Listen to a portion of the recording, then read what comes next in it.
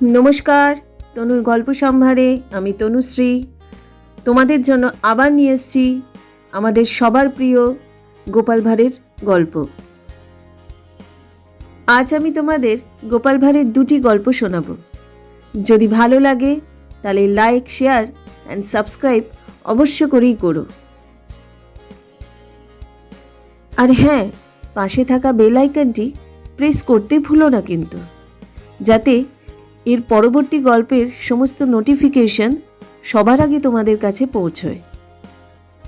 তাহলে চলো শুরু করা যাক। গোপাল ভাঁড়ের প্রথম গল্পটি হলো গোপালের চোর ধরা।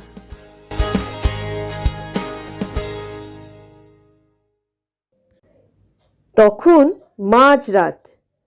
একটা চোর চুরি করবে বলে গোপালের ঘরের টালির উপর সবে উঠেছে। গোপাল এবং গোপালের স্ত্রী তখনও জেগেছিল। চোর সবে একখানা টালি সরিয়েছে, আর একখানা সরিয়ে নিচে নামবে আর কি। গোপাল টের পেয়ে তখন স্ত্রীকে সাবধান হতে বলল। অন্যদিকে গোপালের বাড়িতে ঠিক একই সময় হাড়ে করে বিরাট ডাকাত দল চড়াও হলো। ডাকাতরা দরজা ভেঙে ঢোকার আগেই গোপাল টাকা পয়সা ও গয়নাগাটি নিয়ে পেছনের দরজা দিয়ে বউকে সাবধান করে বাগানে পালিয়ে গেল। চোর বেটা কিন্তু আর পালাতে পারল না। সে টালির চালে বসেই ঠকঠকিয়ে কাঁপতে লাগলো। বউ সব বুঝতে পেরেছে যে চালের উপর একজন কেউ আছে। ওর উপস্থিতি ডাকাত দলের আসার আগেই হয়েছে। গোপাল বউকে সেজন্য সাবধান করে দিয়েছে কি করতে হবে।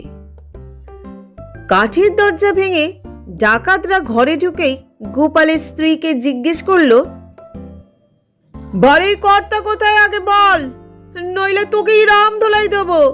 মিথ্যে কথা বললেই খুন করব, তাড়াতাড়ি বল। গোপালের স্ত্রী বেজায় বুদ্ধিমতী। সে ডাকাতদের বললে, বাড়ির কর্তা তোমাদের ভয়ে টালির চালের উপর বসে রয়েছে, তার কাছেই সিন্ধুকের চাবি আছে। এর বেশি কিছু আমি জানি না গো, তোমাদের পায়ে পড়ি গো, আমাকে মেরো না গো বাছারা সব। ডাকাতরা চোরকে চাল থেকে নামিয়ে জিজ্ঞেস করলে, সিন্ধুকের চাবি কোথায়, শীঘ্র বল কোথায় আছে, নলে তোকে মেরে ফেলবো, হারাম জাদা কোথাকার।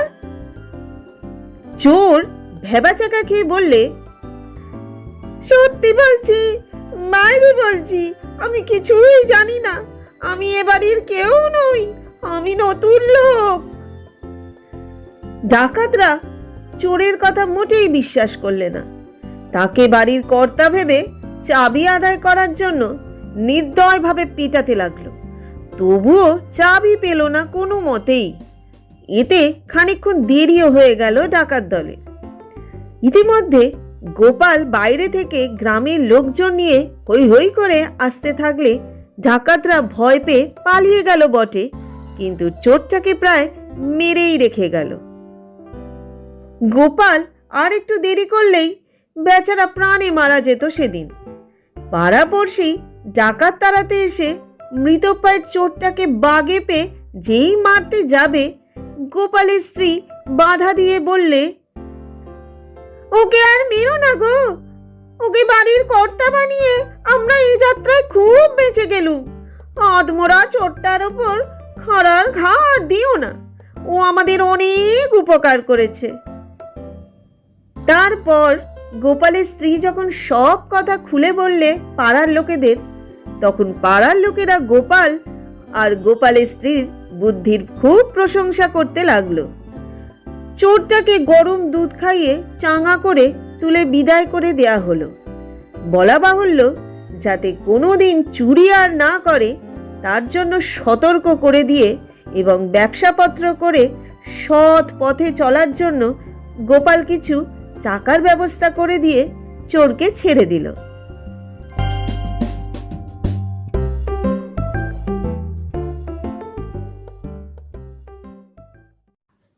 গোপাল ভাঁড়ের দ্বিতীয় গল্পটি হল বৃষদোহন কি সোজা।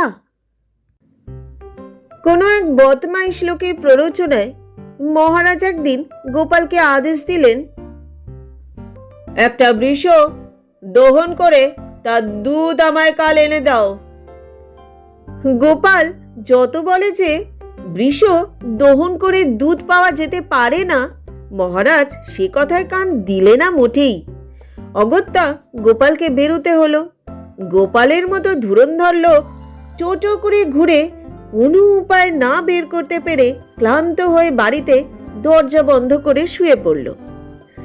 মনে মনে ভাবতে থাকে কি করে এই যাত্রা বাঁচা যায়। গোপাল কোনো বুদ্ধি মাথায় খাটাতে পারল না।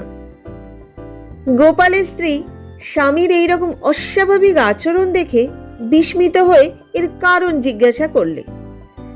গোপাল বলে, মহারাজ আমাকে বৃষ দহন করে দুধ নিয়ে যেতে আদেশ করেছেন। কি যে করি, কোথায় যাই, কে আমাকে এই বিপদ থেকে রক্ষা করবে ভেবে কুল কিনারা কোনো পাচ্ছি না। যদি ষাঁড়ের দুধ না দিতে পারি গর্দান যাবে। নিশ্চয়ই মহারাজ কারোর প্ররোচনায় আমাকে এমন অসম্ভব কাজ ঘাড়ে চাপিয়েছেন। এখন কি রেহাই পাওয়া যায় ভেবে স্থির করতে পারছি না গো। গোপালের স্ত্রী স্বামীকে বললে, তুমি কাল আর বেরিও না, যা করবার আমি করছি। এই সামান্য কাজের জন্য এত চিন্তা? গোপালের স্ত্রী গোপালের চেয়েও সরেস বুদ্ধি ধরে কখনো কখনো। পরদিন খুব ভোরবেলাতেই রাজবাড়ির সম্মুখে নদীর ঘাটে গিয়ে গোপালের স্ত্রী গাদা গাদা কাপড় সশব্দে কাচতে লাগলে। ওইখানটিতে মহারাজ রোজ সকালে ভ্রমণ করেন। তিনি কাপড় কাচার শব্দ শুনে ভাবলেন, এই সময় এখানে কিসের শব্দ? কাছে এসে দেখলেন এক পরমা লাবণ্যবতী মহিলা ধোপানির মতো কাপড় কাচতে ব্যস্ত। তিনি খানিকক্ষণ দাঁড়িয়ে দেখলেন। আকৃতি দেখেই বুঝতে পারলেন এই নারী কোনো বিশেষ মর্যাদা সম্পন্ন বংশের মহিলা। তিনি সবিস্ময়ে বললেন, ভদ্রে, এই কঠোর শ্রমের কাজ দাসীতেই করে, আপনি নিজেই কাজ করছেন কেন? এর কারণ জানতে আমার একান্ত ইচ্ছে করছে।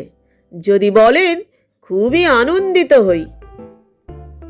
গোপাল মহিষী বললেন, কি করব বলুন বাবা, দাসীর অসুখ করেছে, অথচ নতুন দাসী খুঁজে আনবার সামর্থ্য আমার স্বামীর আজ আপাতত নেই।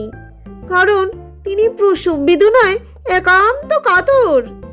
কাপড় সিদ্ধ হয়ে গেছে, কাজেই নিজে কাপড় কাচা ছাড়া আর উপায় কি? ঘরে আর কেউ নেই যে কাজটুকু করে দেয়।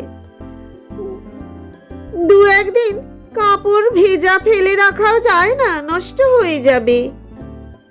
মহারাজ অবাক হয়ে প্রশ্ন করলেন, স্বামী প্রসব বেদনায় কাতর? এ কি অসম্ভব কথা বলছেন আপনি? পুরুষেরা কি সন্তান প্রসব করতে পারে? এ আমি আপনার মুখে ছাড়া কোথাও কোনোদিন দেখা দূরের কথা শুনিও নি।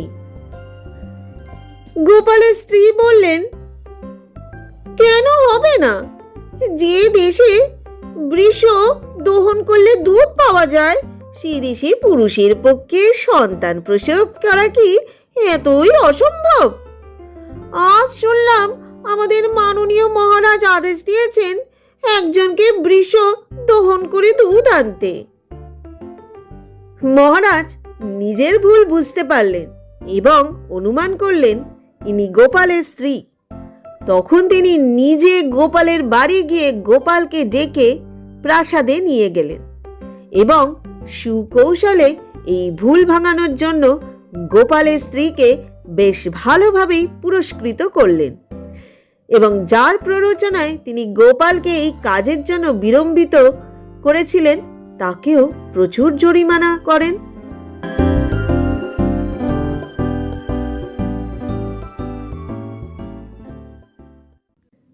ব্যাস, এই ছিল আমার আজকের নিবেদন। গল্পগুলো তোমাদের কেমন লাগলো অবশ্যই তোমরা কমেন্ট করে জানিও।